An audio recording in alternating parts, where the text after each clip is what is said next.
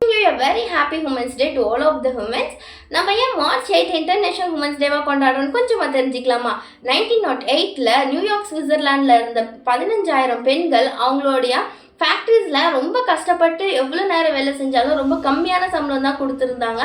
And நிறைய நேரம் வேலை செய்ய விட்டுருந்தாங்க.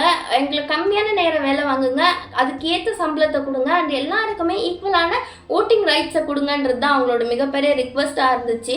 அதை எல்லாத்தையுமே லெட் பண்ணவங்க தான் கிளாரா ஜெட்கின். அவங்களுடைய மிகப்பெரிய ஆசையே எல்லா கண்ட்ரீஸ்லையுமே உமன்ஸை ரெஸ்பெக்ட் பண்ணுற மாதிரி ஒரு டேவை செலிப்ரேட் பண்ணுன்றது தான். அதே மாதிரி 1909ல் நிறைய கண்ட்ரீஸ் லைக் ஆஸ்திரேலியா, சுவிட்சர்லாந்து போன்ற கண்ட்ரிலெல்லாம் அவங்க February 28 உமன்ஸ் டேவாகவும் செலிப்ரேட் பண்ணிட்டு வந்தாங்க. 1917ல் World War I அப்போ ரஷ்யாவில் இருந்த ஆயிரக்கணக்கான பெண்கள் பிரெட் அண்ட் பீஸ் என்ற ஒரு மிகப்பெரிய ப்ரொட்டஸ்ட்டை நடத்துகிறாங்க. அந்த ஒரு ப்ரொட்டஸ்டால தான் ரஷ்யாவுடைய கிங்கான டிசர்ன்ற ஒருத்தர் அந்த பதவியை விட்டு போனார். அண்ட் அந்த ஒரு பிரெட் அண்ட் பீஸ்ன்ற ப்ரொட்டஸ்ட்னால தான் ரஷ்யன் ரெவல்யூஷனோட ஸ்டார்டிங் பாயிண்டாகவும் இருந்துச்சு. ஆயிரக்கணக்கான பெண்கள், ஆயிரக்கணக்கான ப்ரொட்டஸ்ட் எல்லாம் தாண்டி தான் இந்த ஒரு உமன்ஸ் டே வந்து நம்ம செலிப்ரேட் பண்ணுறோம். அதுக்கப்புறம் 1975ல் ஐநா சபையில் மார்ச் 8 தான் இன்டர்நேஷனல் உமன்ஸ் டேன்னு டிக்ளேர் பண்ணுறாங்க. இதுதான் இந்த இன்டர்நேஷனல் உமன்ஸ் டேக்கு பின்னாடி இருக்க ஒரு குட்டி ஸ்டோரி.